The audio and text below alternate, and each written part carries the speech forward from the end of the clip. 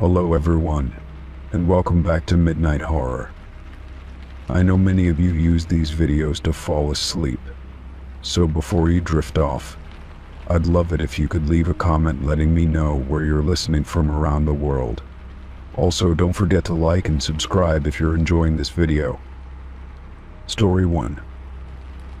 The downtown office building had been vacant for years.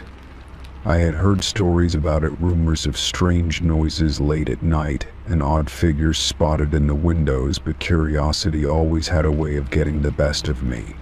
One late afternoon, when the sky had turned that dusky shade of purple, I decided to check it out. The building's cracked windows and rusted fire escape seemed like an invitation to explore, and I was eager to see what lay hidden inside. The front door creaked as I pushed it open, and the stale air hit me immediately, dust, mildew, and the musty scent of decay. The building had clearly been neglected for a long time. The hallway was dimly lit, the flickering overhead lights casting strange shadows on the walls. I walked down the corridor cautiously, my footsteps echoing in the silence. There were office doors on either side, their windows covered in grime, and a faint smell of something long forgotten lingered in the air. I decided to start on the top floor, figuring it would be less likely to have been disturbed. The elevator, despite its old age, still worked, its metal doors screeching as they slid open. I stepped inside, the dim light barely illuminating the buttons. As the elevator groaned upward, I couldn't help but feel a sense of unease. I had been in old, abandoned places before, but there was something different about this building, something unsettling that seemed to grow stronger the higher I went. The elevator stopped with a jolt on the top floor, and the doors opened to reveal a long hallway, its carpet worn down in patches. The space was eerily quiet, save for the occasional drip of water somewhere in the distance.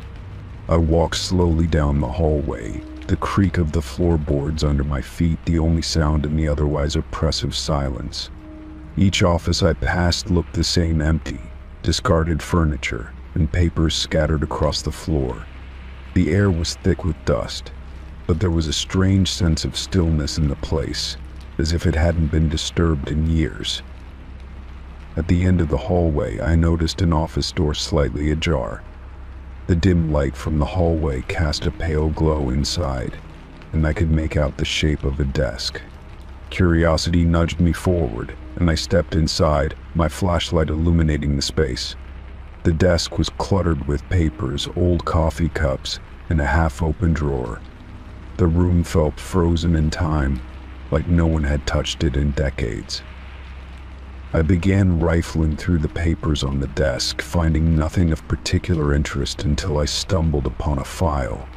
It was thick, the edges of the folder yellowed with age, and it had a label on the front, my full name, printed in bold black letters.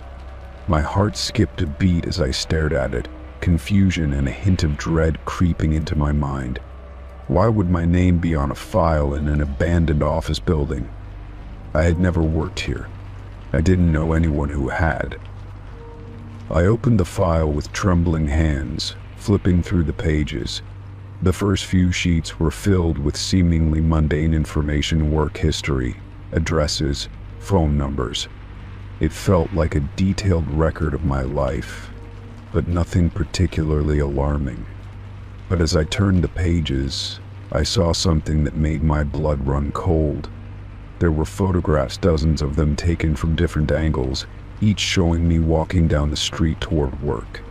The photos were recent, each one capturing a different day, a different outfit, but all taken within the past few weeks. I froze, the hairs on the back of my neck standing up. The photos were taken without my knowledge, from places I didn't recognize. Some were blurry, others clear as day, but they all had one thing in common: they were all of me. My heart pounded in my chest as I looked at the next page. It was a map, my commute, marked with the route I took every day, and certain locations highlighted with small X. My route to work, The coffee shop I passed by, the alley I sometimes walked through, it was all there. The unsettling feeling in my stomach intensified. How had someone been watching me without my knowledge? And why? Was someone following me? I couldn't shake the thought of someone being so close to my every move without me ever noticing. I continued flipping through the pages, each new document adding to the dread that was slowly building inside me. One page stood out, a list of names, some crossed out, some circled. My name was at the very top, circled in bold black ink. I couldn't take it anymore. I slammed the file shut and stumbled backward, knocking over a chair in the process. The noise echoed in the empty room, and for a moment, I just stood there, trying to calm my racing thoughts. I had to leave. I had to get out of this place before I saw anything else that might confirm my growing suspicion that someone was watching me or had been for far longer than I realized. I turned to leave, my mind spinning with questions, when I heard it. A faint sound like footsteps in the hallway. My blood ran cold. There was no one else supposed to be in the building. The sound grew louder, closer, and I froze, listening. The footsteps stopped just outside the door. I held my breath, praying that whoever it was would leave, that I was just hearing things. But then the door handle slowly turned. In that moment, panic surged through me. I didn't think I just ran. I bolted out of the office, the sounds of my footsteps pounding on the worn carpet, the door behind me creaking open. I didn't care where I was going, I just needed to get out.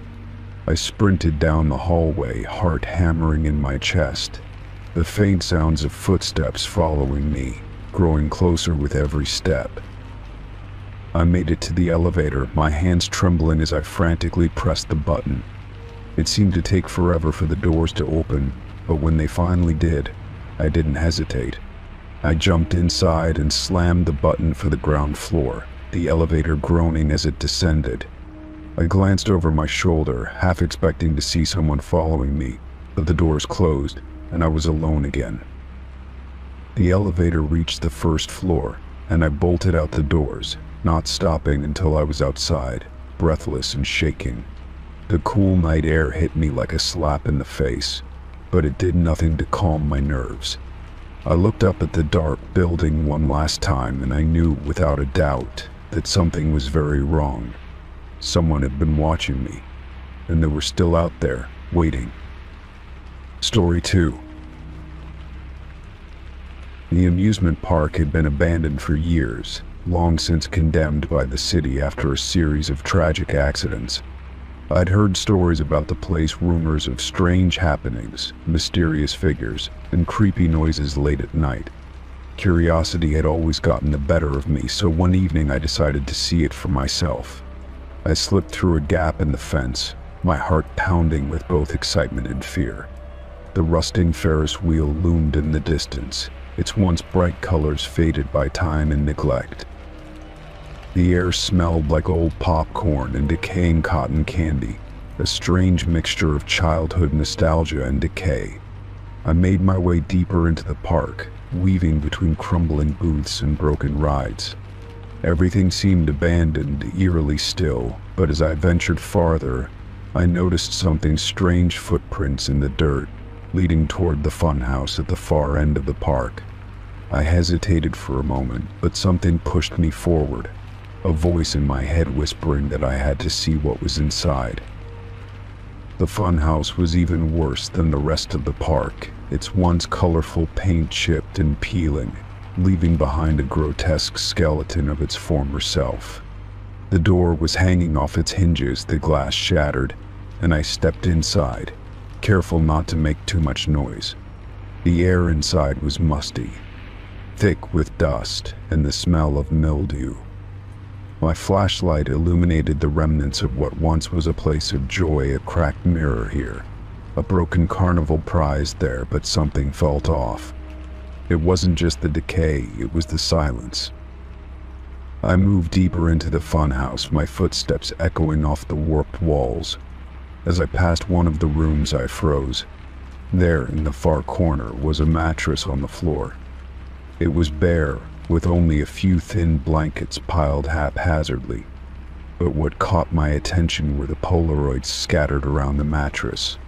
Dozens of them piled on the floor, taped to the walls and scattered across the mattress. The images were of people. Some of them were smiling. Others looked like they were caught off guard. But what struck me was the unmistakable feeling of dread in every one of their eyes. These weren't just random photos, they were pictures of people who had gone missing. I bent down to take a closer look, my heart pounding in my chest. The photos were taken from various angles, some blurry, others perfectly clear. I picked up one that was closer to the mattress. A picture of a young woman standing in front of a ride, her smile frozen, her eyes distant, almost lifeless.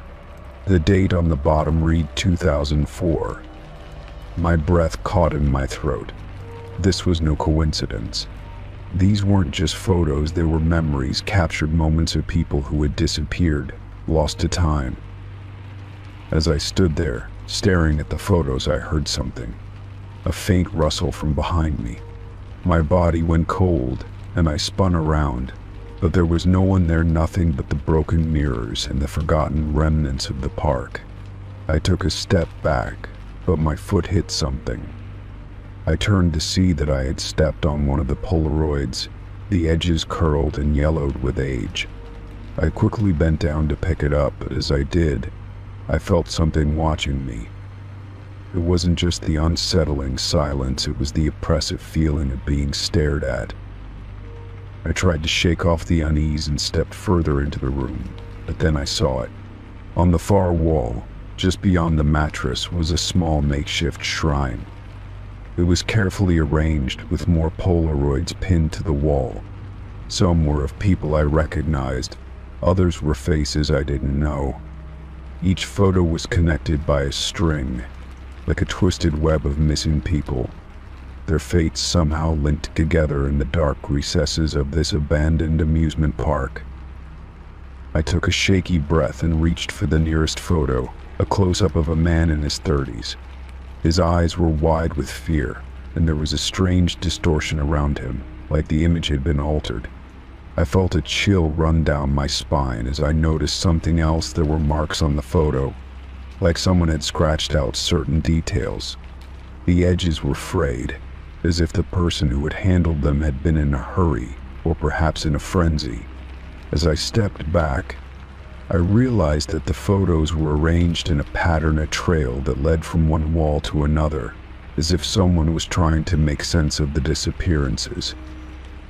Suddenly, I heard the noise again, closer this time, like footsteps, soft but unmistakable.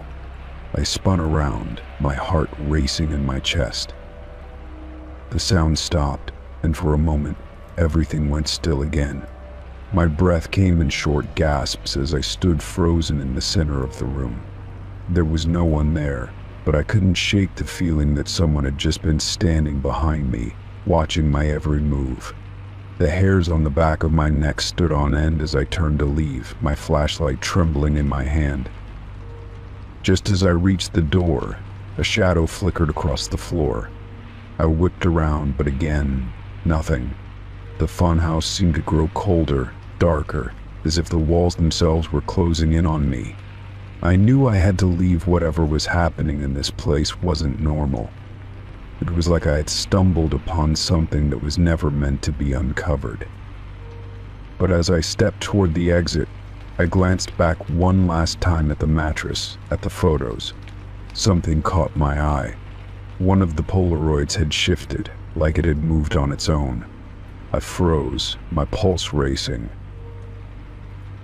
The photo now showed a different person, a man with dark hair and a worn face, standing right in front of the funhouse. The date on the bottom of the photo read just days ago. My stomach twisted in fear, and the realization hit me like a ton of bricks. I wasn't alone.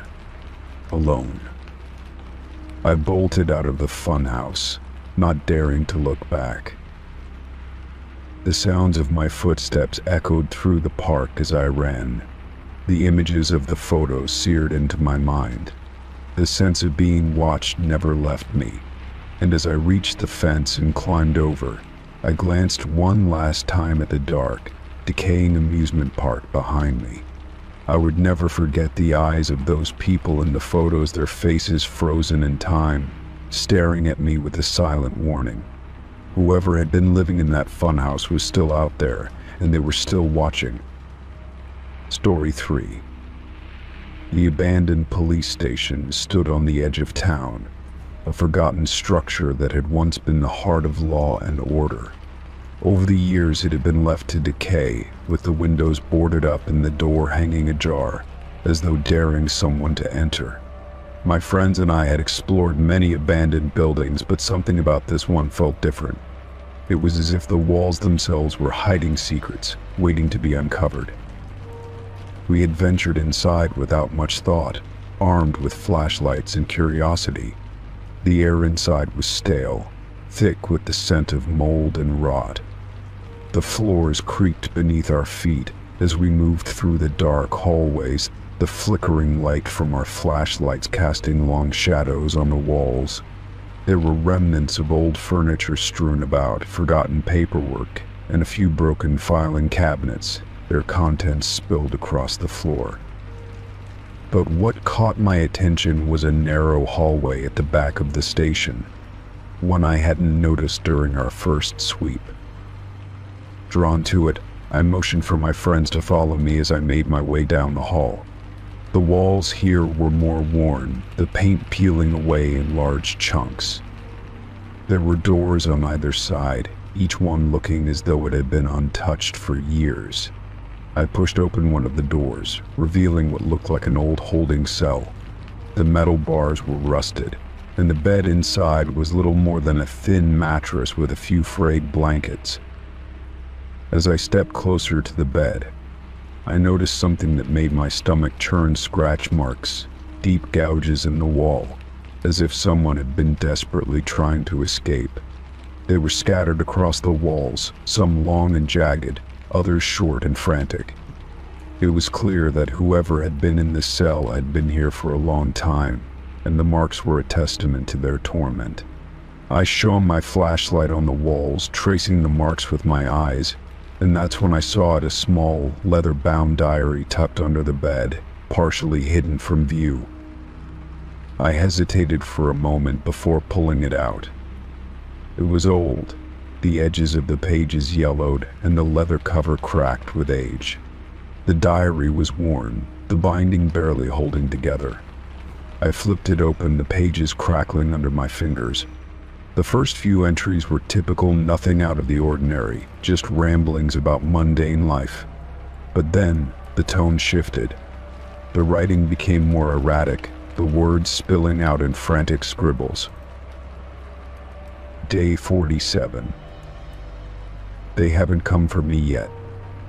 I can hear them sometimes moving in the hallway, whispering about me.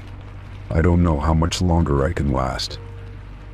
The entries grew darker with each passing day, describing a person slowly losing their grip on reality. The fear and paranoia in the writing were palpable, as if the author were slowly being consumed by the isolation. But what struck me the most was the last entry, dated only yesterday. Day 122. They've been watching me. I can feel it, even when I close my eyes. I'm not alone here. There's someone in the building, and I think they're waiting for me. I hear the footsteps at night, and the scratching on the walls.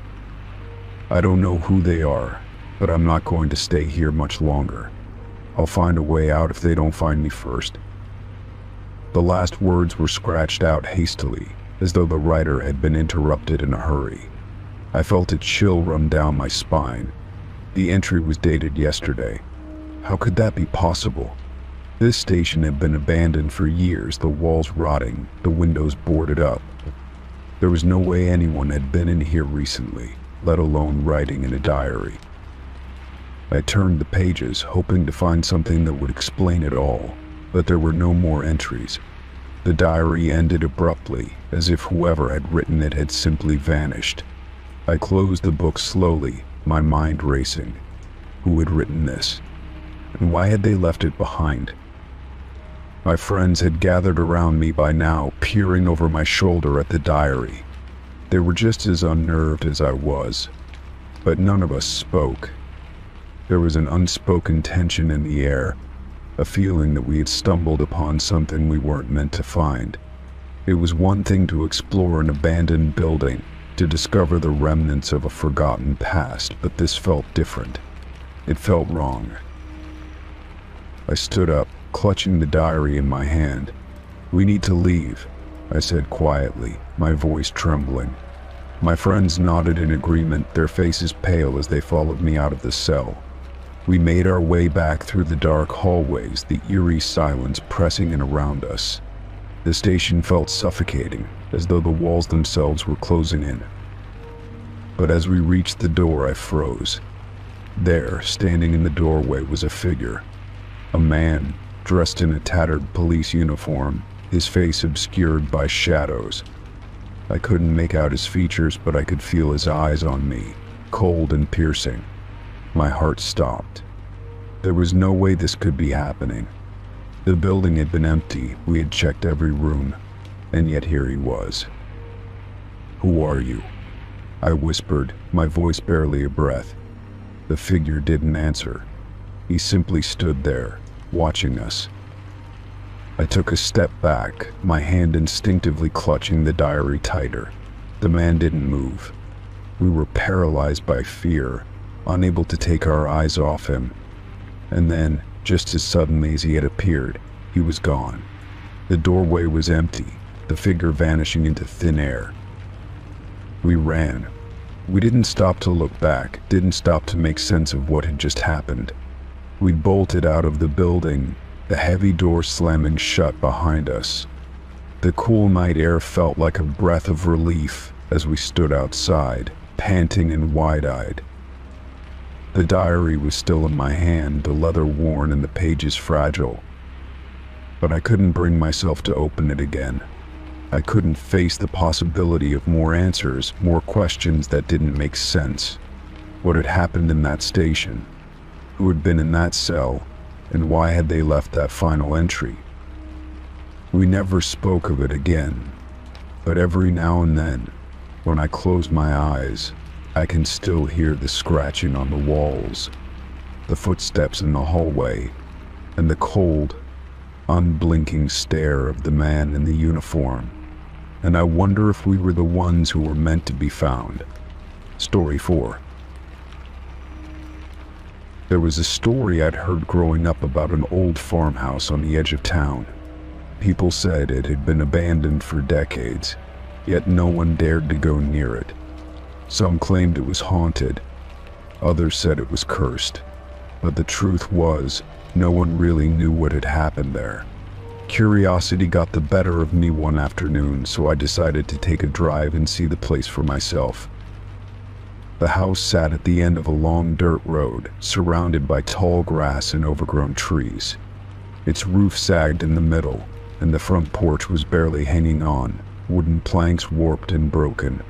The windows were either boarded up or shattered, and the front door stood slightly ajar, creaking as it swayed with the wind. I parked my car nearby, grabbed a flashlight, and stepped cautiously inside, my boots crunching on broken glass and dry leaves. The air inside was stale, thick with dust and decay. Every step I took stirred the silence, floorboards groaning beneath my weight. Old furniture lay scattered and broken, a torn couch slumped against the wall and a rusted stove leaning awkwardly in the corner. Peeling wallpaper curled from the walls like dead skin, revealing faded patterns beneath. Despite the daylight outside, the inside felt dark, like the house swallowed light the moment it entered. I wandered through the first floor, checking each room. Most were empty except for debris and forgotten things, an old chair here, a moth-eaten coat there. It felt like the house had been abandoned in a hurry, as if its last occupants had left without taking anything. I made my way to the staircase, which looked fragile but held my weight as I climbed to the second floor. At the end of the hall was a door that stood out, not broken or damaged, just closed. I opened it slowly, unsure of what I'd find. The room was small, with cracked walls and a single window that let in a sliver of dusty light. What caught my attention was the far wall covered entirely in photographs. Hundreds of them, arranged in rows and columns, yellowed and curling at the edges. I stepped closer, heart pounding as I realized that every single photo had the faces scratched out, deep gouges where eyes and mouths should have been. The scratching wasn't random, it was deliberate, methodical, as if someone had spent hours carefully removing the identity of every person. I scanned the photos, trying to make sense of them. Some were of families, others of individuals, all taken in different places and times. But then my eyes landed on one photo, right in the center, untouched and clear. It was a picture of me, standing in front of the very house I was in, wearing the same clothes I had on now. I froze, unable to look away from it. My mind raced, trying to remember if someone could have taken that picture earlier, maybe while I was walking up to the house. But it didn't make sense. The photo was old, the edges faded like the others, and the colors washed out with time. Yet there I was, perfectly preserved in the frame, staring straight at the camera with a blank expression. My stomach turned, and I backed away from the wall, suddenly aware of how quiet the house had become. Even the wind outside seemed to have stopped. I turned to leave the room, but the door was closed. I didn't remember closing it. I tried the knob, it was stiff, but it turned with a loud creak, and I stepped back into the hallway, my flashlight beam trembling slightly. As I moved toward the stairs, I heard a faint sound behind me, like paper rustling or nails on wood. I turned around, but the hallway was empty. Still, I couldn't shake the feeling that something was behind me. I hurried down the stairs, trying not to look back, every creak of the floorboards setting my nerves on edge. The front door was just ahead, still open, but as I approached it, it slammed shut with a bang. I stopped in my tracks, heart thudding so hard I could hear it in my ears. I reached for the doorknob, but it wouldn't budge, as if something on the other side was holding it shut. I rattled it, pushed with my shoulder, but it didn't move. That was when I heard the footsteps upstairs, slow, deliberate, as if someone was walking the hallway I had just left. I stood frozen, staring up the staircase, trying to breathe quietly. The footsteps stopped, and then I heard the door to the photo room creak open. A whisper of movement, too faint to make out clearly, echoed through the house. I backed away from the door, heading into the kitchen, hoping to find another exit. The back door was there, half rotted and hanging off its hinges. I pushed through it, stumbling into the overgrown backyard and running for my car without looking back. I didn't stop until I was behind the wheel, engine running, doors locked. The house loomed in the rear-view mirror, quiet and still, as if nothing had happened. But I knew what I had seen, and I knew that photo was real. I drove home in silence, checking my mirrors constantly, feeling watched the entire way. That night, I couldn't sleep. Every creak of my house made me flinch, and I kept thinking about that photograph, why it had been there, and who had taken it. The next morning, I returned to the farmhouse with 2 friends. I needed proof, needed someone else to see what I had seen. But when we arrived, the front door was wide open, and the inside was different. The wall of photographs was gone, the room empty and covered in dust. There wasn't a single trace of the photos or of me ever being there.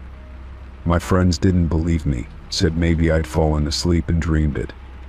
But I know what I saw, and sometimes when I close my eyes I can still see that photo, my face, staring back at me. Story 5. I had heard rumors about the old school for years, stories of eerie noises at night, flickering lights in empty classrooms, and strange sightings by locals. It had been abandoned for as long as anyone could remember, left to rot away in the corner of town. The windows were boarded up, and the rusting fence around the property stood as a reminder of the past, but curiosity gnawed at me. I decided one afternoon to see it for myself, to explore what had once been a place filled with children's laughter and learning. The door to the school was stuck, and I had to push hard to get it open. The hinges squeaked in protest, as though the building itself was unwilling to welcome visitors. Once inside, the smell of mildew and decaying wood hit me, and the air felt heavy with dust. The hallways were dark, lit only by the weak light filtering through gaps in the boarded-up windows. As I stepped further in, the echoes of my footsteps seemed louder than they should have been, amplifying the unsettling silence that surrounded me. I made my way through the main hallway, carefully stepping over broken glass and debris. Some of the classroom doors were open, revealing desks overturned and papers scattered across the floor. The chalkboard, still marked with faint scribbles, seemed frozen in time. The place felt frozen in an eerie stillness, as though it had been abandoned in a hurry, left behind in the middle of whatever had once occupied it. At the far end of the hallway, I noticed a door that was different from the others, an old wooden door, partially obscured by a pile of debris. It was smaller than the rest, and the metal handle seemed oddly out of place in the otherwise decaying environment. My curiosity piqued. I approached it and tried the handle. Locked. I ran my fingers along the edges of the door, inspecting it closely. There was a faint scuff mark on the wood near the bottom, as if someone had tried to open it recently. I knew I had to get inside. I searched around the hallway for anything I could use to pry it open. After a few minutes of scrounging, I found a rusted crowbar tucked behind a broken desk. It was heavy, but it would work. With a few sharp tugs, I wedged it between the door frame and the door, prying it open with an unsettling creak. The door gave way and I stepped inside, heart pounding in my chest. The room beyond was dark, the air thick with the scent of mildew and something sharp and metallic. I flicked on my flashlight, sweeping the beam across the room. What I saw sent a chill crawling up my spine. Old school records, dusty and yellowed with age, were scattered across the floor. Pages from attendance sheets, handwritten notes, and what looked like student files were strewn in disarray. But what caught my attention the most were the footprints, fresh ones. I crouched down, studying the prints. They were clearly visible against the dusty floor, leading from the center of the room toward a staircase at the far end. The steps were barely visible in the dim light, winding downward into the shadows. My heart raced. The prints were too clean, too recent, and they led directly to the stairs, as though someone had just walked through this very room moments ago. I stood up slowly, feeling the weight of the silence pressing in on me. I didn't know what I was expecting, but the footprints unnerved me.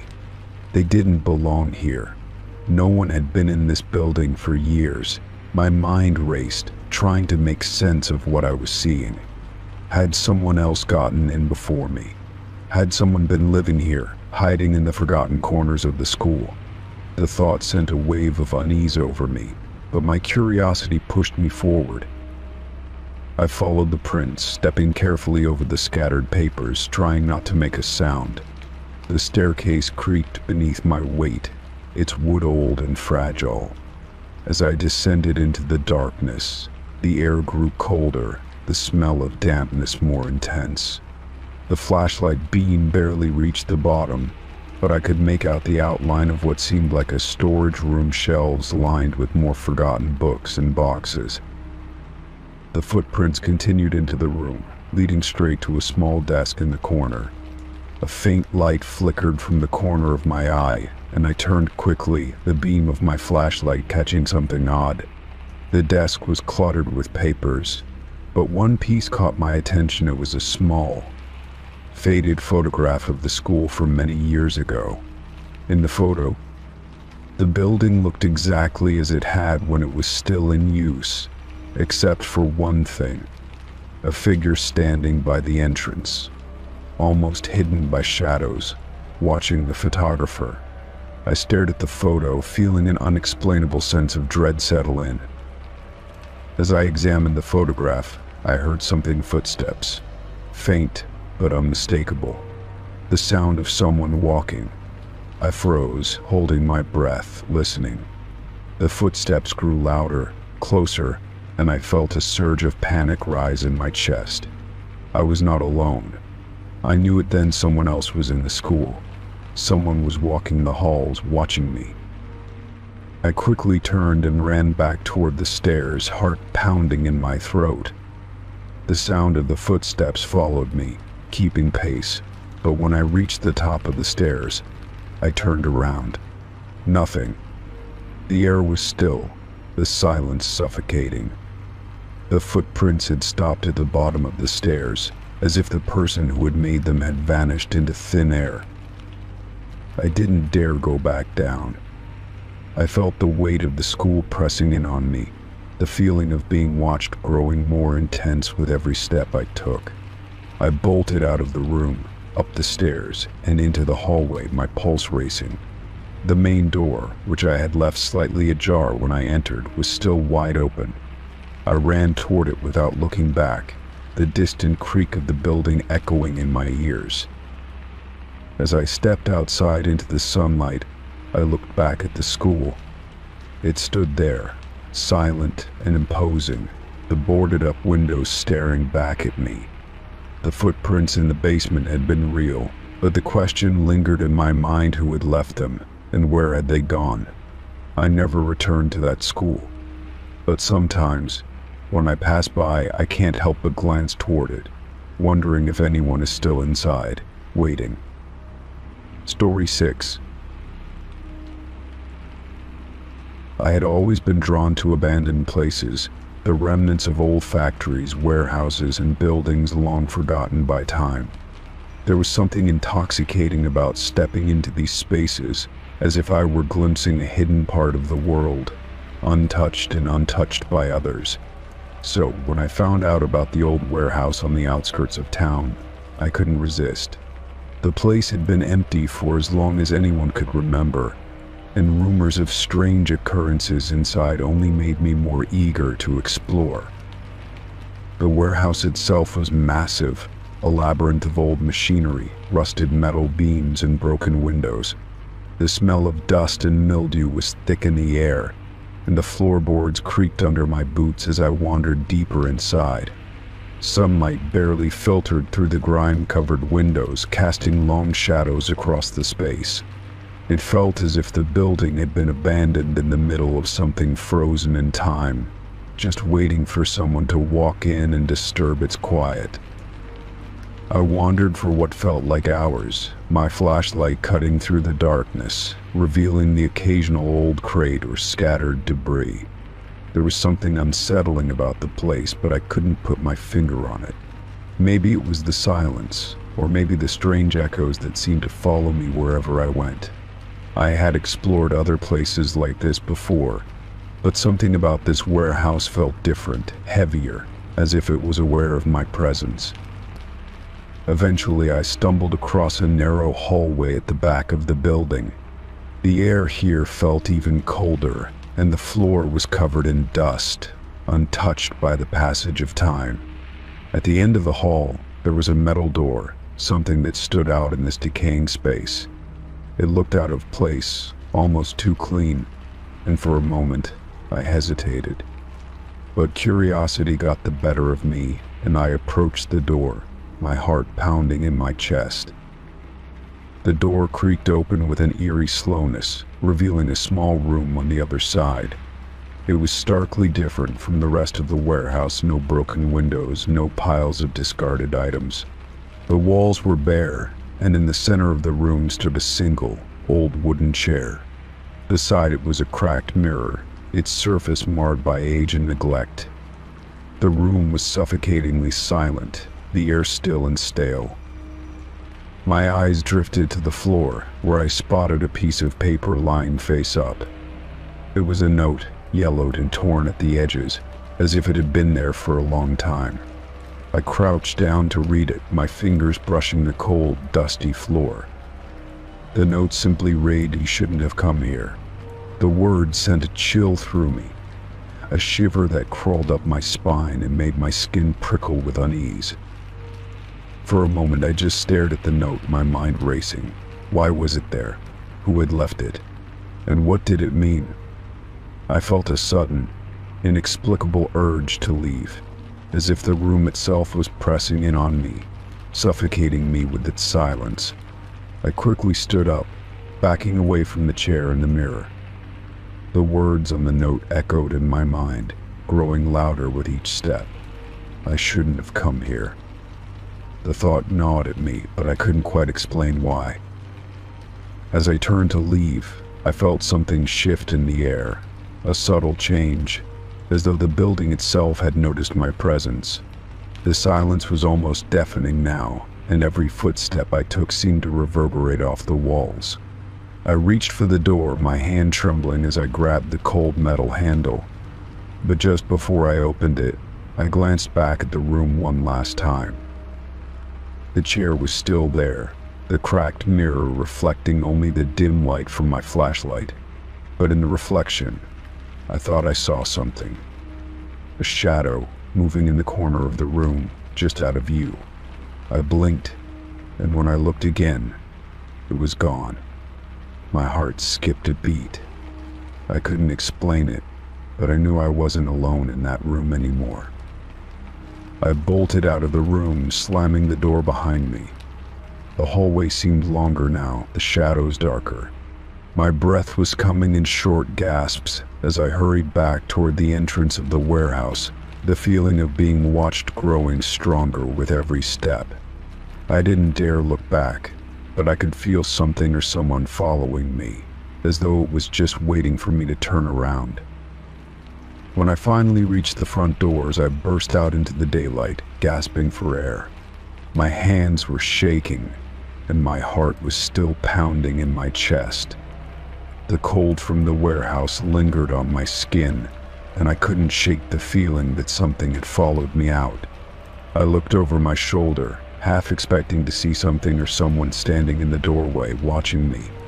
But the warehouse was still, silent as ever, as if nothing had happened. I walked away quickly, not daring to look back again. The air outside felt warmer, but it didn't offer me much comfort. The words on the note repeated in my mind, each one digging deeper into my thoughts. You shouldn't have come here. But I had come, and I had seen something I couldn't explain. I wasn't sure if it was just my imagination or if there was something truly wrong with that place. Either way, I wasn't going back to find out. As I made my way home, I couldn't shake the image of the cracked mirror from my mind. The shadow in the corner. The feeling of being watched, it all felt so real. Like I had stumbled upon something that was never meant to be discovered. And the note, the warning, felt less like a simple message and more like a curse. Something that lingered in the back of my mind. For days after, I couldn't stop thinking about the warehouse. The small room, the chair, the mirror had haunted me. I couldn't explain why, but I knew deep down that something wasn't right about that place. Maybe it was the way the note had been left there, or the strange feeling that had washed over me as soon as I stepped into that room. I had always been a skeptic, but now I wasn't so sure. I never went back to the warehouse, and I never told anyone about what I had seen. But I could feel it, a strange presence, lingering at the back of my mind, as if something was waiting for me to return. The building stood there, empty and silent, but I knew that whatever was inside didn't want to be found. And for once I was content to leave it alone. Story 7. I had always been drawn to old buildings, especially theaters. There was something about the dusty seats, the faded curtains, and the air thick with forgotten performances that fascinated me. On a rainy afternoon, I found myself standing outside one such theater, long closed and seemingly abandoned. The paint had peeled from the walls, and the marquee, once vibrant with advertisements, now hung crookedly, barely readable. The front doors were locked, but I knew the back entrance was often left open by other curious explorers. After a few moments of walking around the perimeter, I found an old, rusted door that creaked loudly as I pushed it open. Stepping inside, I was greeted by the musty smell of aged wood and stale air. The faintest echoes of the past lingered in the silence, as if the theater itself was holding its breath, waiting for something. I walked through the empty lobby, passing by decaying posters of performances long gone, and made my way to the backstage area. The stage itself was dark, the only light coming from a cracked skylight that let in some of the afternoon's dim glow. The back halls were narrow, with peeling wallpaper and warped floors that creaked under my weight. As I wandered deeper into the labyrinth of hallways, I stumbled upon a door that was slightly ajar. The door opened with little resistance, revealing a small, dimly lit dressing room. The walls were lined with faded mirrors, each one reflecting a broken, fragmented image of the room. In the center of the room stood an antique vanity, its surface cluttered with remnants of makeup and old brushes. But it was the mirror on the far wall that caught my attention. Unlike the others, it wasn't covered in dust. It was almost as if someone had recently cleaned it.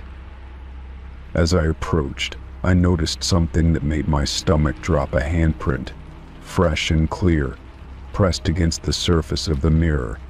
The mark was large, the fingers wide and splayed as if someone had just placed their hand there. I leaned in closer, my breath fogging the glass, but there was no sign of anyone being in the room recently. The room had been undisturbed for years, judging by the cobwebs in the corners and the dust settling on the floor.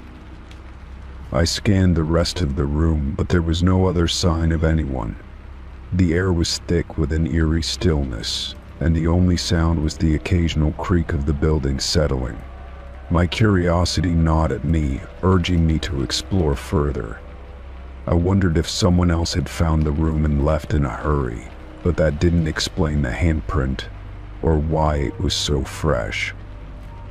I reached out tentatively to touch the mirror, as if the handprint might reveal some hidden clue or meaning. The glass was cold to the touch, sending a shiver up my spine. I pulled my hand back quickly, suddenly feeling like I wasn't alone in the room anymore. The silence around me felt oppressive, as if the room itself was holding its breath, watching me. I took a few steps back, feeling an overwhelming sense of unease wash over me. I turned to leave, but before I could, I noticed something strange. The handprint, once perfectly clear, seemed to be shifting.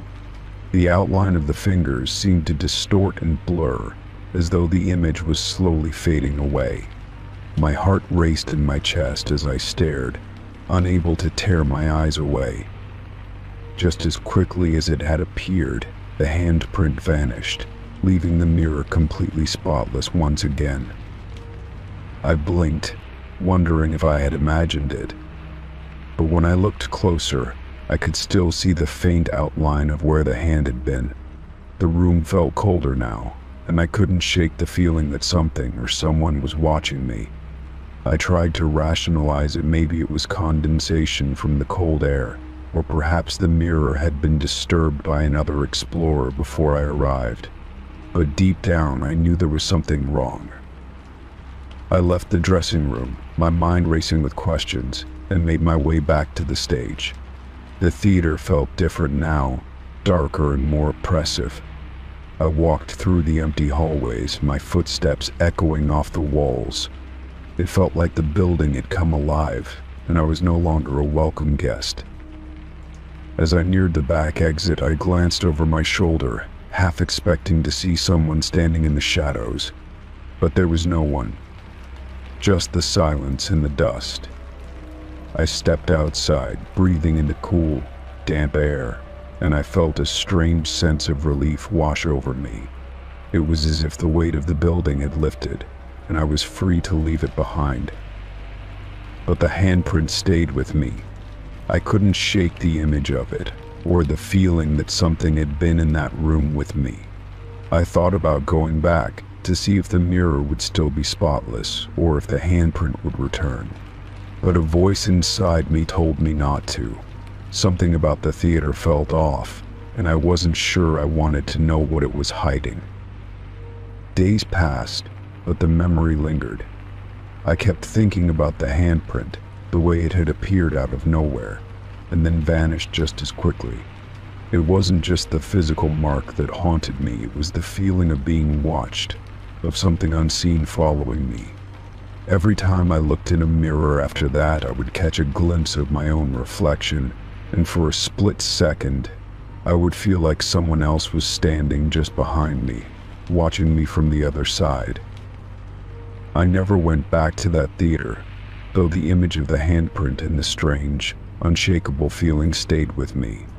There was something about that dressing room, something in the air that I couldn't explain. I wondered sometimes if the handprint was meant for me to find, or if it was a warning something left behind by whoever or whatever had been in that room before me. The theater stood there, empty and decaying, but it wasn't forgotten.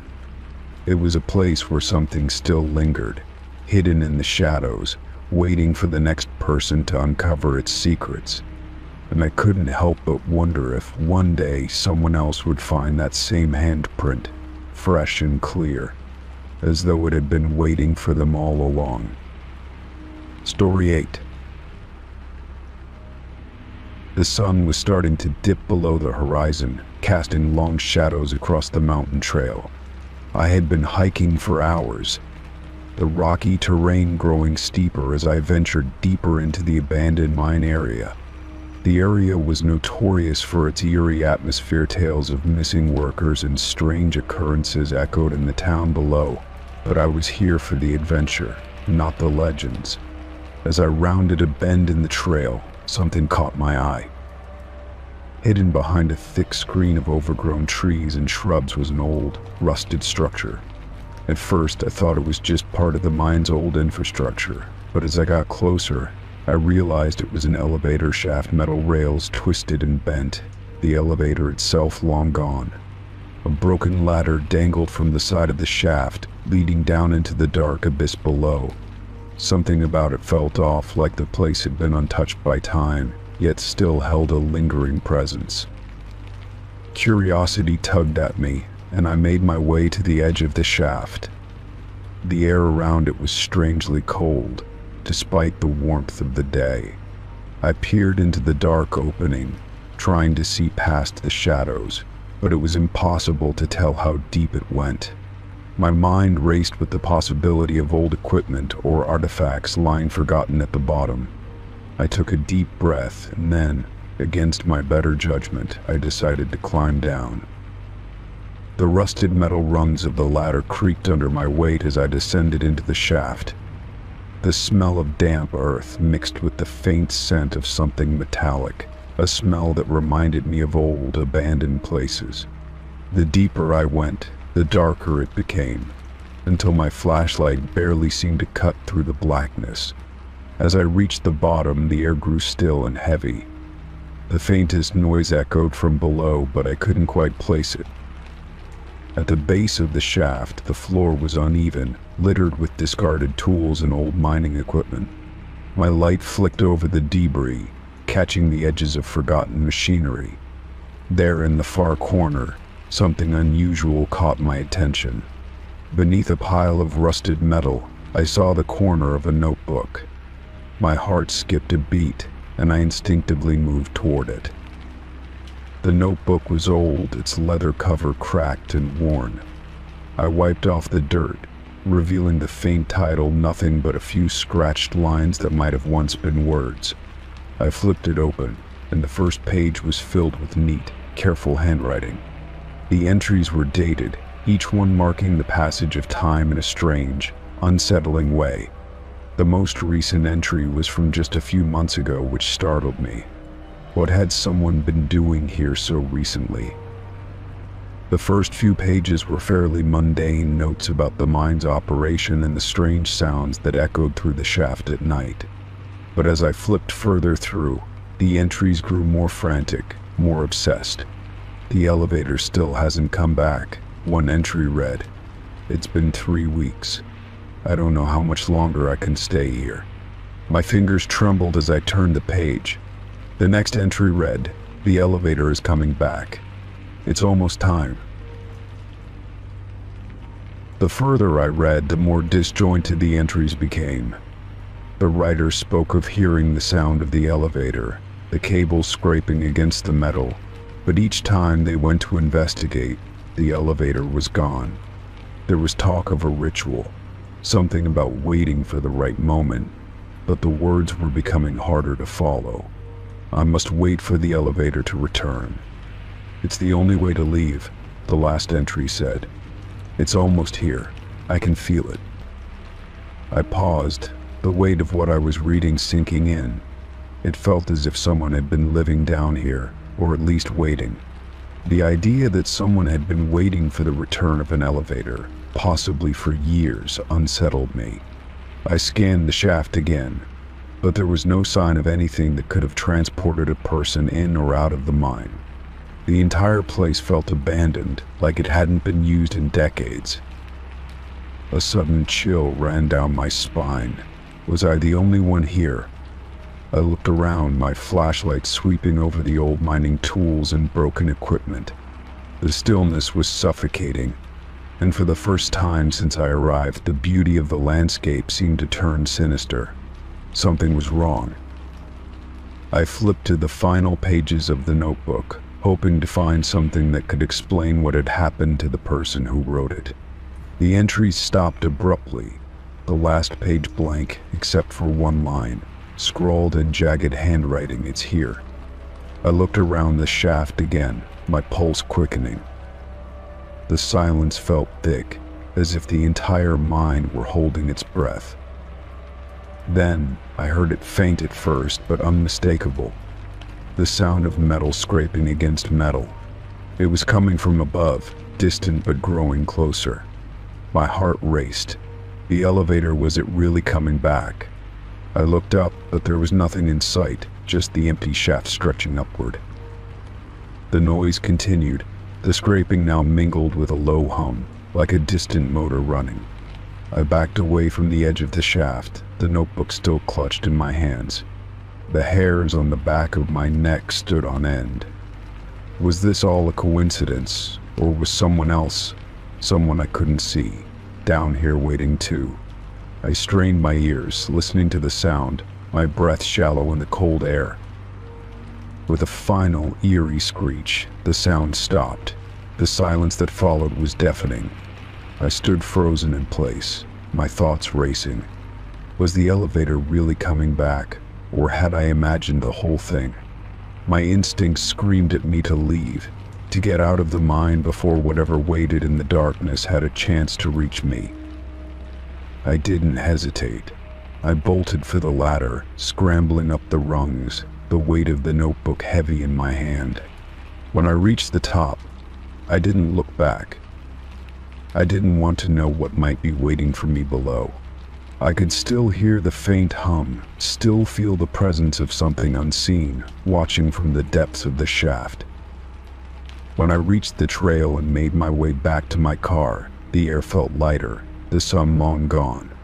But I knew I wouldn't be able to forget the words in that notebook, the chilling idea of someone or something waiting for the elevator to return.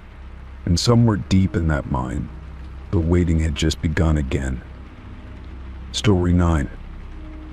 A friend and I decided to explore an old asylum that had been closed for years.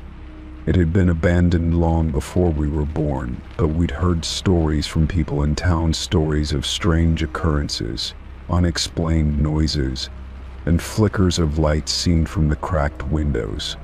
The place had become a local legend, and we were determined to see it for ourselves. Armed with flashlights and a camera, we crossed through the rusted gates and entered the crumbling building, the air thick with dust and a scent of decay. The asylum's interior was a maze of dark, narrow hallways and empty rooms. Each step we took echoed off the decaying walls, making it feel like the building itself was alive and watching us. We joked about the ghosts that might be lurking, but I could feel the tension in the air, like something was waiting to happen. As we ventured deeper, the halls seemed to grow darker, the silence pressing in on us like a heavy weight. It wasn't just the atmosphere that felt oppressive. It was as if the building itself was trying to hold us there, to trap us in its forgotten memories. We paused in what used to be a common room, where rows of chairs sat in various states of disrepair. The remnants of what might have once been colorful murals lined the walls, now faded and peeling away. My friend, who had been more excited about the adventure than I was, walked over to the far corner of the room, inspecting a pile of old books. I was taking pictures of the crumbling architecture when I heard it faint at first, like a whisper, so soft it could have been the wind. But as I strained my ears, I realized it was someone's voice, hushed and urgent. I turned quickly, expecting to see my friend walking back to me, but the room was empty. I felt my pulse spike, a sense of unease creeping up my spine. "Hey, you okay?" I called out, my voice betraying the nervousness I was trying to mask, but there was no response. The whisper had stopped, and in its place, a heavy silence settled over the room, suffocating and cold. I stepped cautiously toward the doorway, my heart pounding in my chest. I called my friend's name again, this time louder, but still no answer. My breath quickened, and a sense of dread washed over me. The hallway outside seemed to stretch endlessly in both directions, empty and desolate, and I felt a sudden urge to run. But I didn't. I had to find my friend. I couldn't leave without them. I moved down the hall, trying to stay calm, shining my flashlight into the dark corners. The asylum felt vast, and every door I opened revealed only more darkness. I called out again, but the only sound that answered was my own voice echoing back at me. I stopped in front of a stairwell, the air growing colder as I peered into the darkness above. I couldn't shake the feeling that something was wrong. This place, this asylum, it wasn't just empty, it was alive in some way, like it was holding on to something, waiting for someone to uncover it. I hesitated before climbing the stairs. The dim light from my flashlight barely pierced the darkness, casting strange, elongated shadows on the walls. The higher I climbed, the more the silence seemed to press against me, suffocating. I called out again, this time desperate, but there was still no response. It was as if my friend had vanished into thin air, leaving me to face the building alone. A cold shiver ran down my spine, and I couldn't shake the feeling that I was being watched. When I reached the top of the stairs, I found myself in what looked like a ward. The rooms were divided by tall, rusted bars, each one empty except for broken furniture and shattered glass. I took a few steps forward, scanning the rooms for any sign of my friend, and then in the farthest corner of the ward, I saw something that made my heart skip a beat. It was a figure, standing perfectly still in the shadows. For a moment, I thought it was my friend, but as I took a step closer, I realized it wasn't. The figure was taller than my friend, its shape distorted in the dim light. It was cloaked in shadow, its features hidden, but I could feel its gaze on me. I froze, unsure of what to do. My mind screamed at me to run, but my feet were rooted to the floor, unable to move. The figure took a step forward, and I felt my breath catch in my throat. There was no sound, no footsteps, just the sense of something slowly drawing closer. Suddenly, a loud crash echoed through the building, making me jump. I spun around, the flashlight beam dancing wildly, but there was nothing there. The figure was gone, vanished into the shadows. My heart raced as I stumbled back, realizing that my friend still wasn't there. The entire asylum felt like a trap, and I was the prey. I turned to leave, but as I moved, I noticed something on the floor, a small object that hadn't been there before. It was a key, old and rusted, the kind you might find in an old locker or storage room. I picked it up, my hands trembling, and as I did, I heard it again, a whisper, closer now, just behind me. I whipped around, but there was no one. My breath came in short gasps as I backed away, clutching the key in my hand like it was the only thing that could protect me. I didn't know what had happened to my friend or where they were, but I knew one thing for sure: I needed to get out of there. I retraced my steps through the asylum, my footsteps echoing through the empty halls. I called my friend's name one last time, but still, there was no answer.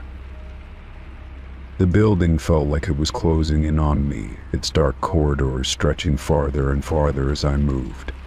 My chest tightened, and I could feel panic rising in my throat. I couldn't stay here any longer. I had to leave. When I finally reached the main entrance, I threw open the door and stumbled out into the night air. My heart was still pounding, my breath coming in ragged gasps. The moonlight bathed the asylum in an eerie glow, and as I turned back to look at the building, I thought I saw a shadow move behind one of the windows. I didn't stay to find out. I ran. I didn't look back until I reached the car, and when I did, I saw it, an empty figure standing in the doorway, watching me leave. I never saw my friend again. Story 10. I was working late at an abandoned factory, the eerie stillness of the place amplified by the darkness creeping through the broken windows. The factory had been shut down for years, its machines left to rust, and its walls cracked with age. I had been tasked with overseeing the building's eventual demolition, but the task felt heavier than I expected. Something about the factory, its silence, its emptiness always gave me the chills, but tonight it felt different. The faintest sound broke the silence. A murmur of voices carried through the still air. I froze, listening intently. The sounds were indistinct, as though coming from a great distance, but there was no one else around. I glanced at my watch, 1:30 a.m. It was just me and the distant hum of the city outside. I wasn't supposed to be hearing anything at this hour. The building was empty, and I made a point of checking every corner before starting my shift. I hesitated for a moment, trying to convince myself that it was just my imagination playing tricks. Maybe it was the wind, or maybe the creaking of the old factory building was somehow trickling into my ears as something more. But the voices persisted. They were too clear to ignore. They weren't just noises, they were words. Soft and faint, like a conversation just beyond my hearing range. The sound seemed to be coming from the control room, a small, enclosed area located at the back of the factory floor. The door to the control room was slightly ajar, a faint light flickering from within. My heart beat a little faster as I approached the door. I hadn't heard anyone enter the building, nor had I seen any signs of life when I walked through. Still, I couldn't shake the feeling that someone or something was inside.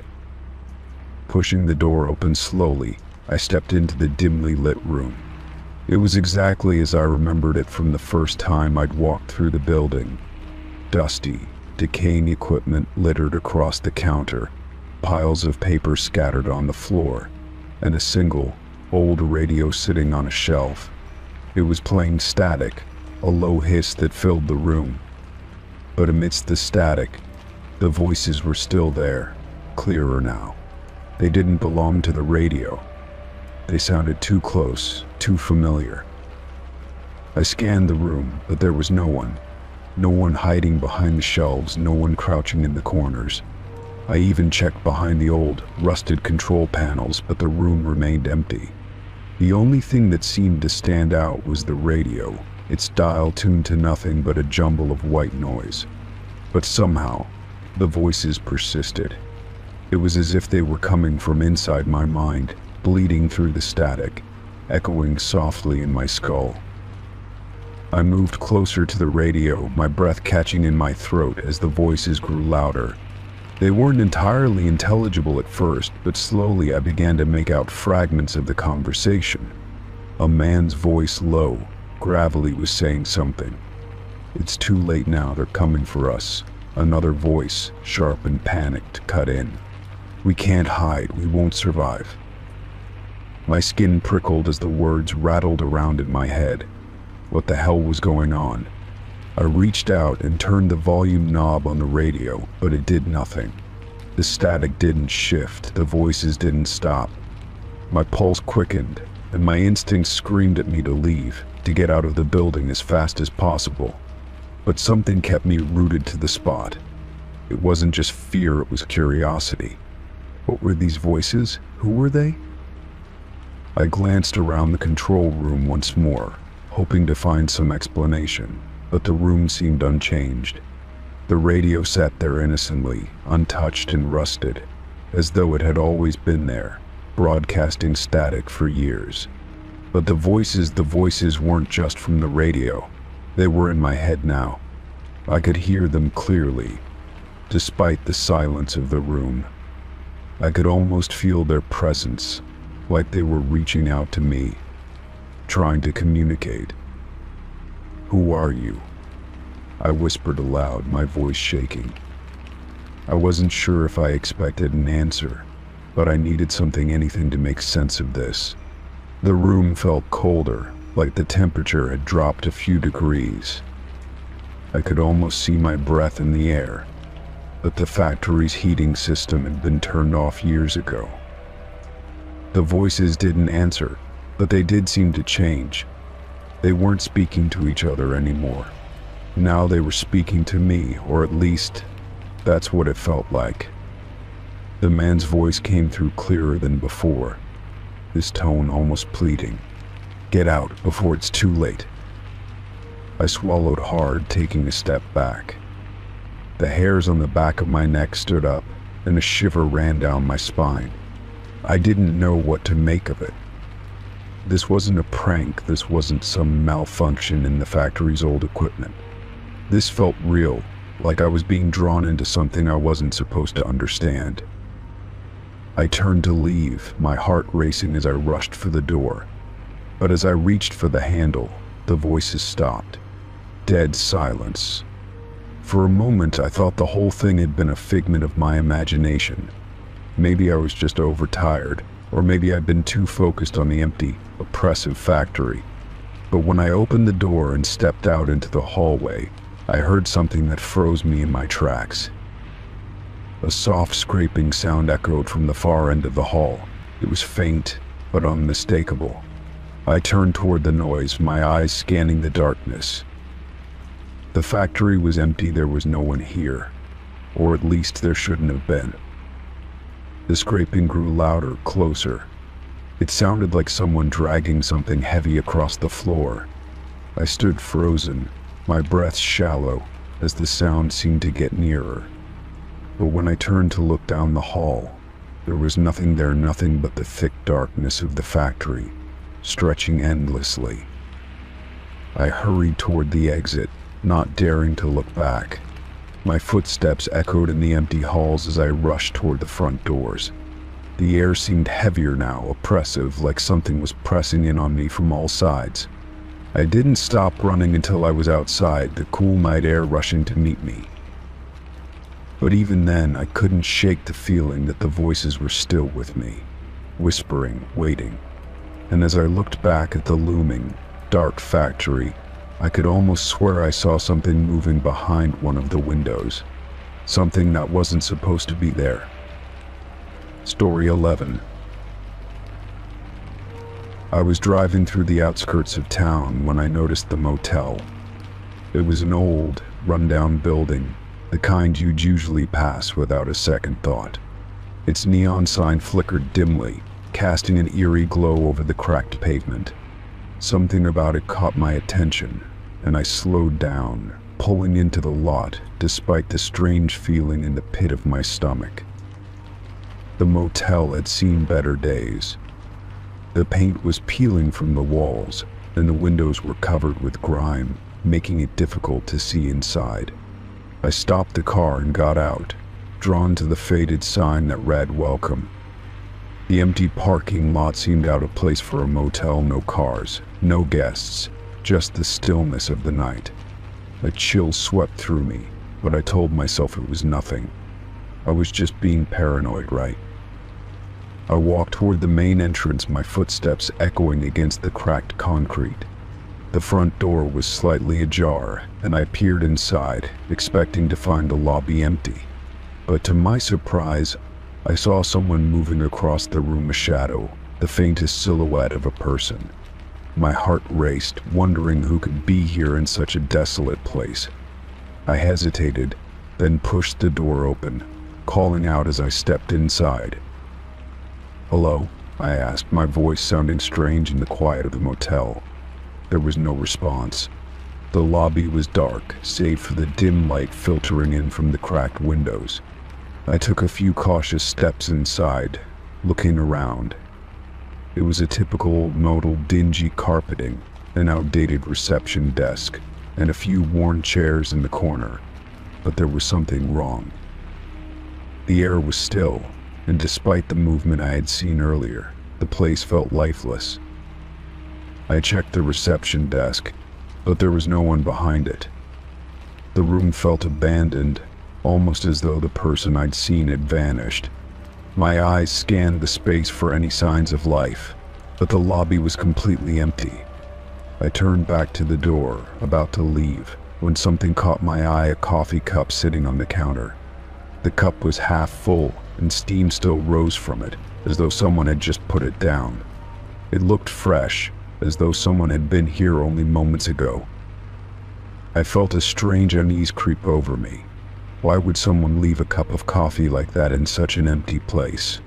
I stepped closer, the faint smell of coffee mixing with the stale air of the motel. The mug was a plain white cup, the kind you'd find in any diner, and yet it felt out of place in the rundown motel. It was warm to the touch, and I wondered if someone had been sitting here, just waiting. I couldn't shake the feeling that I was being watched.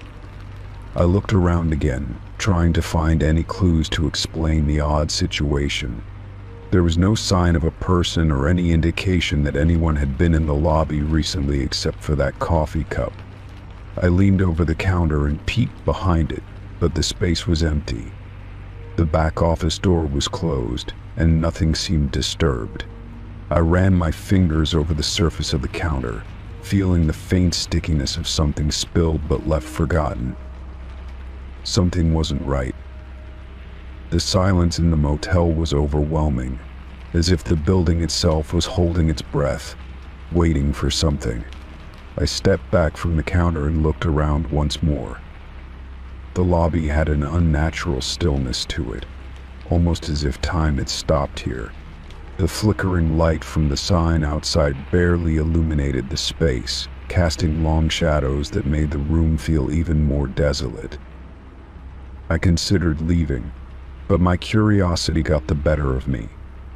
I walked down the hallway that led to the rooms, my footsteps muffled by the worn carpet. Each door I passed was closed, but I couldn't shake the feeling that I wasn't alone. I stopped in front of one of the rooms, its door slightly ajar.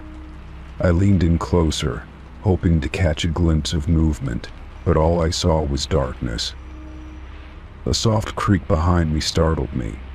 I spun around, expecting to see someone standing there, but there was no one. I was alone in the hallway. Still, I couldn't shake the feeling that I wasn't the only one here. The air was thick with tension, and every corner seemed to hide something just out of reach. I turned back toward the lobby, the sound of my own breathing loud in the stillness. The coffee cup was still there, sitting innocently on the counter, but now it felt like a silent accusation. Who had been here? Why had they left so suddenly? and why was the place so eerily empty? As I reached the lobby, I saw something else that hadn't been there before, a small note folded neatly next to the coffee cup. My heart skipped a beat as I picked it up, unfolding it carefully. The handwriting was neat, almost too perfect, and it read, "Leave now, before it's too late." I felt a shiver run down my spine. The note was a warning, but from who? And why? I glanced around again, my eyes darting between the empty lobby and the still cup of coffee. I wasn't sure what I expected to find, but something told me I needed to leave. The feeling of being watched grew stronger, and my instincts screamed at me to get out.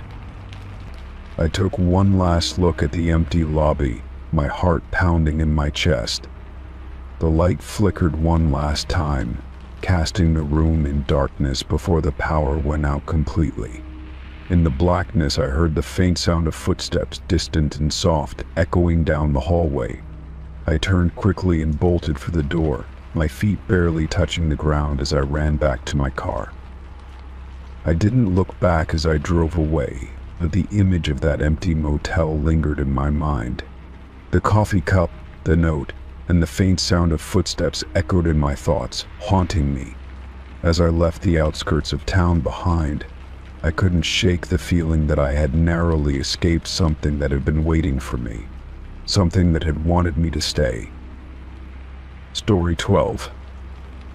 The gates of the old amusement park creaked in the wind, barely standing on their rusted hinges. The park had been abandoned for years, and I had always wondered what it would be like to explore it. So one evening I decided to find out. The sun was setting, casting long shadows across the overgrown paths and broken attractions. I stepped through the gate, my boots crunching on the gravel, and the silence felt almost suffocating. The air was thick with the smell of decay, old popcorn machines, and the faint scent of stale candy. The once vibrant colors of the rides had dulled under years of neglect, and the booths were covered in peeling paint. As I wandered deeper into the park, the eeriness of it all settled over me, but I was determined to see as much as I could. The sense of abandonment was haunting, but I had always been drawn to forgotten places like this. I wandered past the remains of carnival games, their prizes long since stolen or destroyed. The Ferris wheel loomed in the distance, its large, empty seat swaying ever so slightly in the breeze. I took a deep breath and walked toward it, wanting to get a closer look at the giant structure. As I approached, I noticed the lights on the Ferris wheel flickering on and off in a random pattern. It was strange. The park's power had been cut off years ago, yet there it was, a flash of light in the dimming evening. I hesitated for a moment, but my curiosity won out. I moved closer, my footsteps echoing against the cold metal and broken pavement. As I drew nearer, the faint sound of movement reached my ears.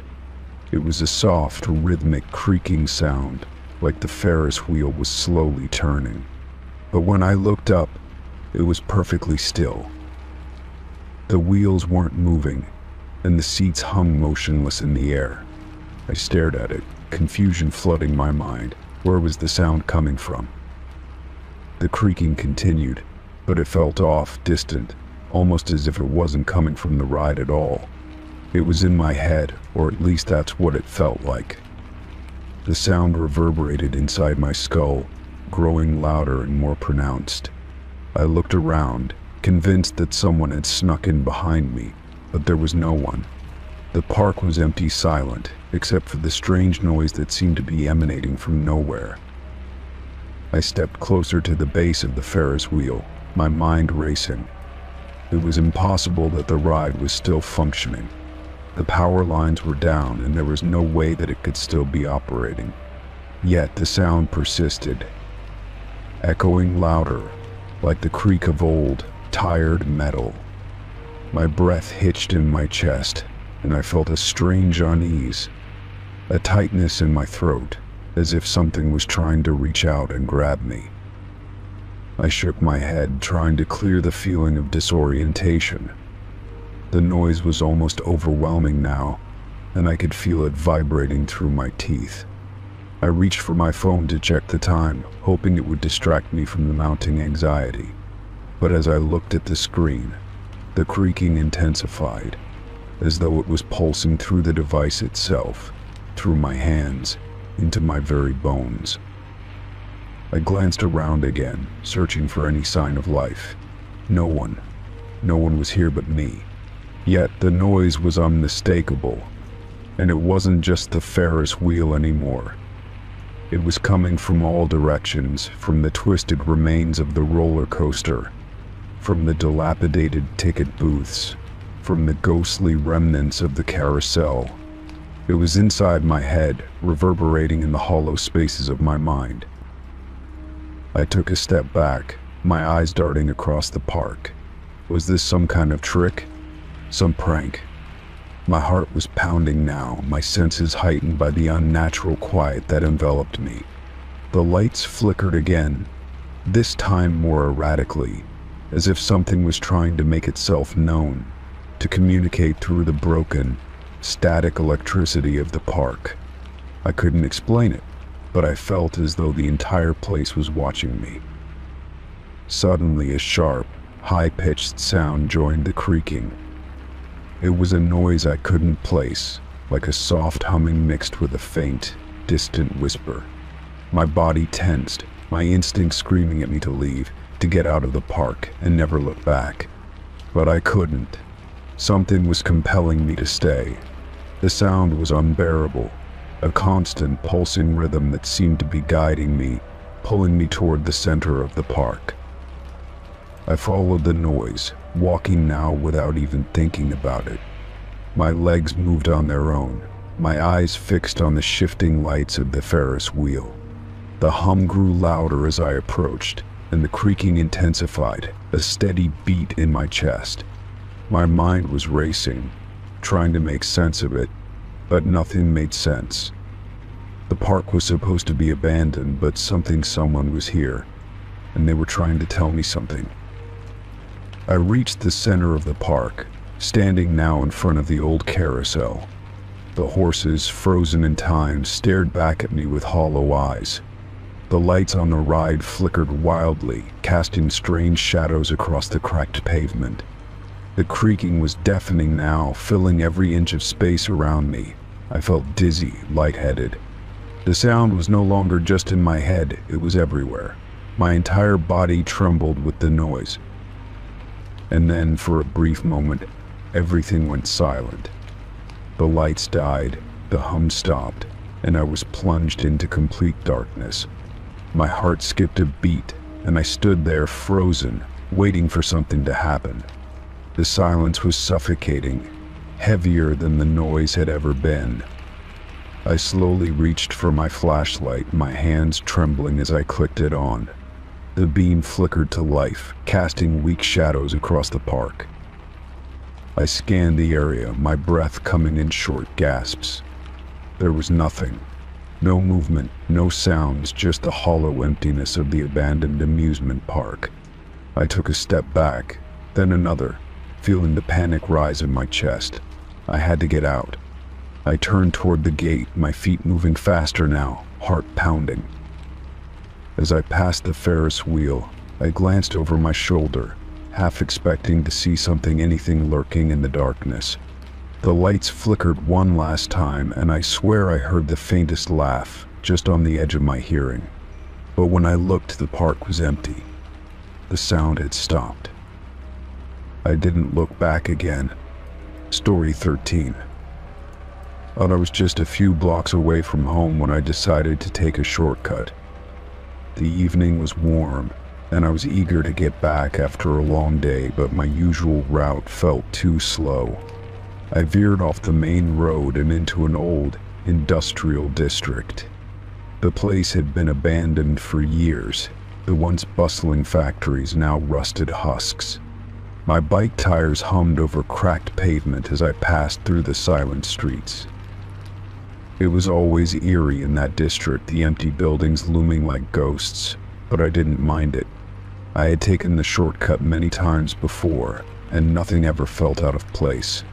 But that evening, something caught my eye: red arrows painted on the pavement, pointing towards a loading dock at the end of the alley. I slowed my bike and stared at the arrows, wondering who had painted them there and why. Curiosity got the best of me. I glanced around to make sure no one was watching and decided to follow the arrows. They led me further into the darkened area of the district, where the air smelled like old oil and forgotten machinery. The factory windows were broken, their jagged edges reflecting the dim light of the setting sun. It felt strange to be following these markers, but at the same time I couldn't shake the feeling that there was something important about them. I reached the loading dock a few minutes later, the arrows guiding me directly to a large metal door. The paint on the door was chipped and faded, but the arrows continued across the pavement, leading me toward it. I hesitated for a moment, wondering if I should turn back, but the urge to see what lay beyond was too strong. I parked my bike next to the door and tugged on the rusted handle. The door creaked open, revealing a cavernous space inside. The smell of mildew and old machinery hit me instantly, and I squinted to adjust to the dimness. The warehouse was filled with broken pallets, dust-covered crates, and the remains of abandoned equipment. The only sound was the soft echo of my footsteps as I ventured further inside, my eyes scanning the shadows. Then, my gaze landed on something that sent a chill down my spine: a steel cage bolted to the floor near the far wall. It was large, at least 6 feet tall, with thick bars and a heavy lock securing it. The cage looked out of place, an unnatural structure in the midst of this decaying factory. I approached it cautiously, my heart beginning to race as I wondered what it was doing there. It didn't belong in a place like this. I circled the cage, trying to make sense of it. The metal was cold and industrial, clearly built to withstand force, but there was something odd about its placement. It wasn't part of the factory's original layout. It looked like it had been brought in much later. I reached out and touched one of the bars, feeling its cold, rough surface beneath my fingers. As I did, a faint noise echoed from within the cage, like a soft rattle. I froze.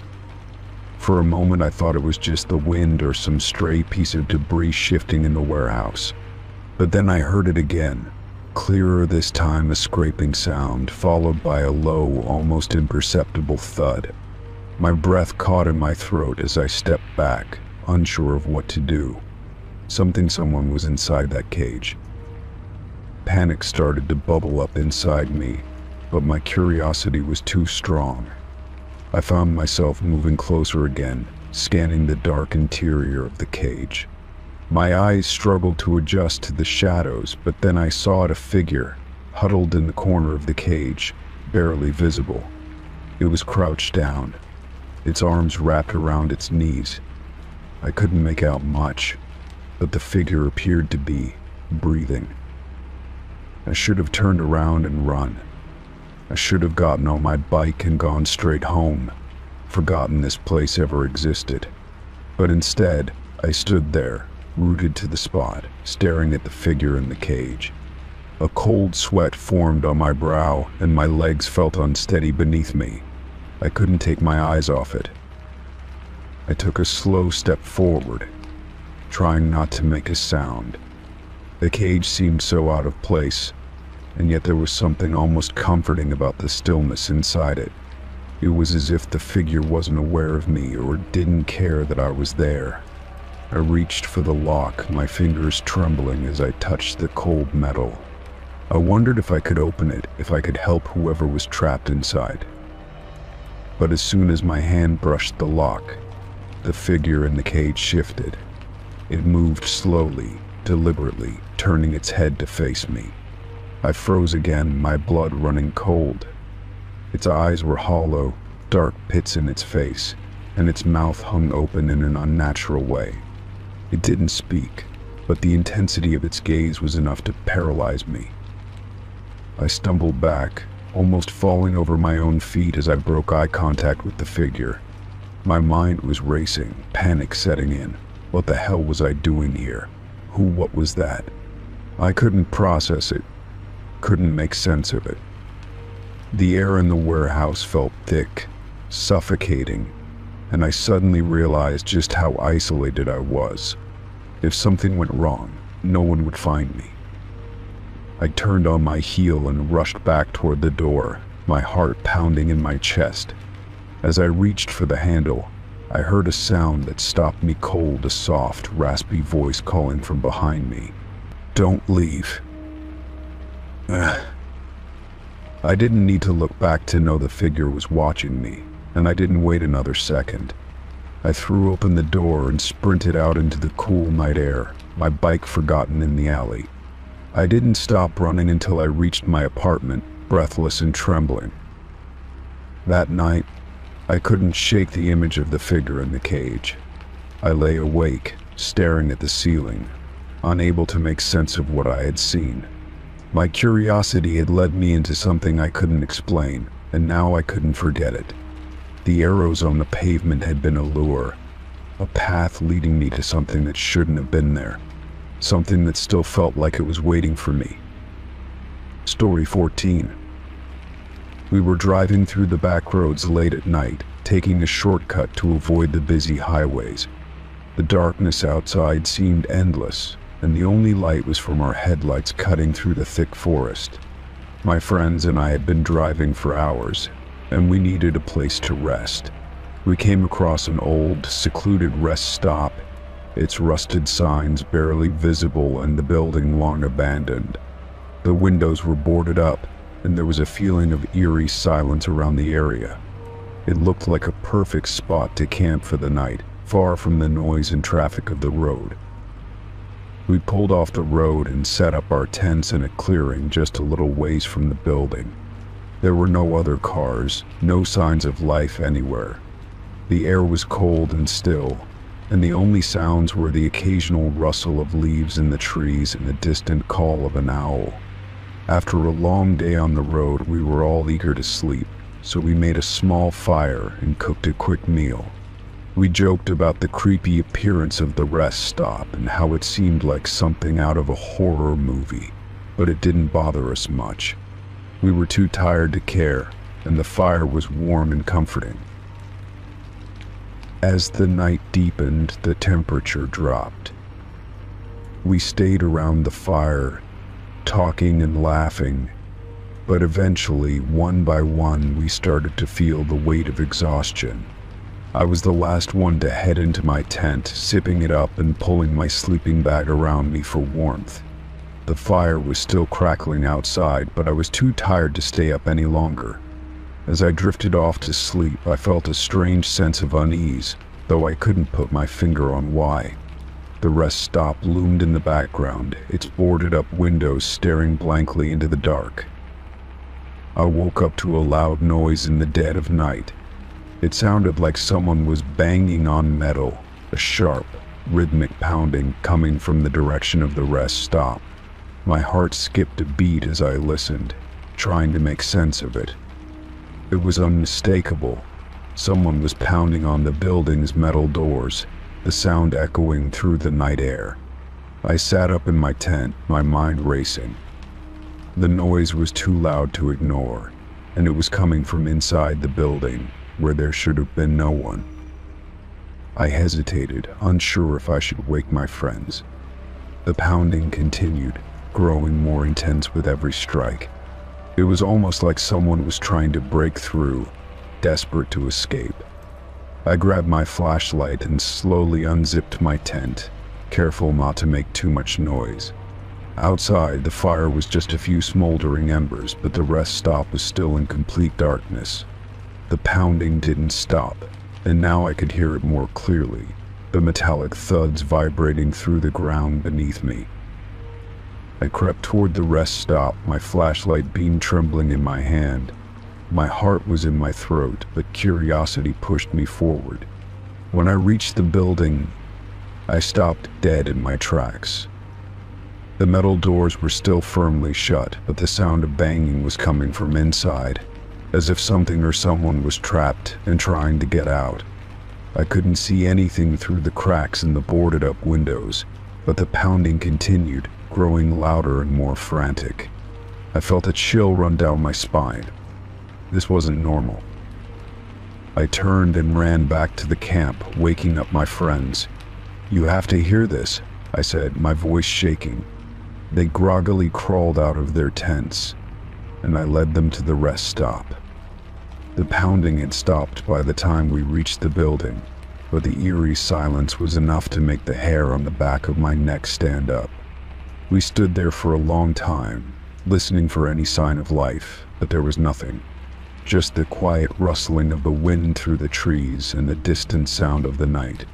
It was as if the building had swallowed whatever had been inside, leaving nothing behind but stillness. We decided to head back to camp, but none of us could shake the feeling that something was off. We stayed up for the rest of the night, huddled around the fire, trying to make light of the situation, but no one could truly relax. Every small noise seemed to make us jump, and we kept glancing nervously at the rest stop, half expecting something to emerge from the darkness. But the night passed without incident, and when dawn finally broke, the first light of morning felt like a relief. The sun was barely rising as we packed up our things and prepared to leave. The rest stop looked even more desolate in the daylight, the boarded-up windows casting dark shadows across the broken concrete. I noticed something then that made my stomach churn. There were no footprints around the building. None at all. The dirt was undisturbed, as if no one had walked near it in days, if not longer. That didn't make sense. We had all heard the pounding. We had all walked up to the building, and yet the ground showed no signs of anyone being there. It was like the whole event had never happened. We quickly loaded up our gear and left without a word, the strange feeling of unease following us as we drove away. The rest stop disappeared behind us, swallowed by the thick woods. We didn't speak about it much after that, but I couldn't shake the thought of what we had heard or what had been inside that building. To this day, I still wonder what it was that we encountered, or if we had even encountered anything at all. The memory lingers like a dream that doesn't quite make sense, but the sound of that pounding still echoes in my mind every time alone in the dark. Story 15. We had been driving for hours, winding through remote stretches of highway with nothing but miles of trees and hills around us. My friends and I were looking for a place to rest for the night, away from the bustle of the nearest towns. As the sun set, we spotted an old, boarded-up rest stop off the side of the road, tucked behind a thicket of trees. It looked abandoned, isolated, and perfect for a quiet night of camping away from everything. The rest stop was run down, with rusted metal doors and cracked windows, most of which were covered in layers of peeling plywood. We set up our tents nearby, feeling an eerie mix of excitement and unease.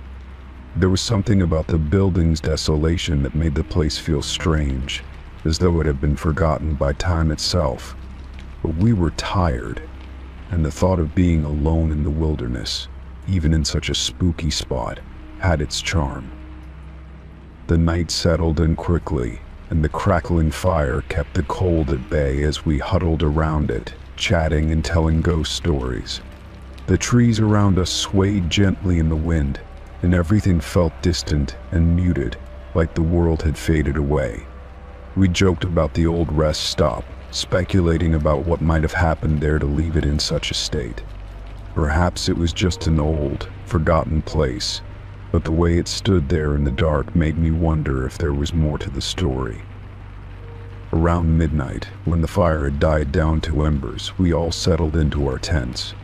I had just started to doze off when I heard something that snapped me awake loud, metallic banging. It came from the direction of the rest stop, the sound of someone forcefully pounding against the building's metal doors. My heart raced. I sat up in my tent, trying to make sense of the noise. Was it an animal? A person? But the sound was too rhythmic, too deliberate. I unzipped the door of my tent quietly and peeked outside. The moon hung low in the sky, casting long shadows, but everything seemed still. The pounding continued, 3 sharp thuds, followed by a brief pause, and then more banging. It sounded like it was coming from inside the building, and the noise seemed to echo through the trees. The silence that followed made it feel even more unnatural, as though the sound was waiting for something. I wasn't the only one who had heard it. My friends slowly emerged from their tents, their faces tense with confusion. We all exchanged nervous glances, unsure whether to investigate or just wait it out. The idea of approaching the building felt wrong, like it was drawing us in, but at the same time the curiosity was almost unbearable. After a few moments, we decided to stay put, not wanting to risk wandering too close to whatever was making the noise. The banging eventually stopped, but it left a thick, uneasy silence in its wake. We all returned to our tents, but sleep didn't come easily. Every rustling leaf, every creak of the trees made me tense, wondering if someone or something was still out there, watching. My mind raced with possibilities, and I couldn't shake the feeling that we were being watched. The chill of the night crept under my skin, and I kept hearing faint whispers in the distance, almost like voices carried by the wind. As the hours passed, the silence became more profound. I finally drifted off into a light sleep, but the feeling of unease never fully left. The wind outside picked up again, sending the trees swaying with a soft, eerie sound that seemed to fill the air. I awoke again in the early hours of the morning to find the rest of the camp still shrouded in darkness. The fire had long since burned out, and the cold had settled in. It was then that I heard something that sent a cold wave of dread over me. The pounding had started again. I sat up in my tent, my breath caught in my throat. The sounds were clearer now, closer, pounding against the metal doors, relentless and frantic. It was as if someone was trying to break their way out, desperate to escape. I held my breath, listening for any sign of life beyond the noise.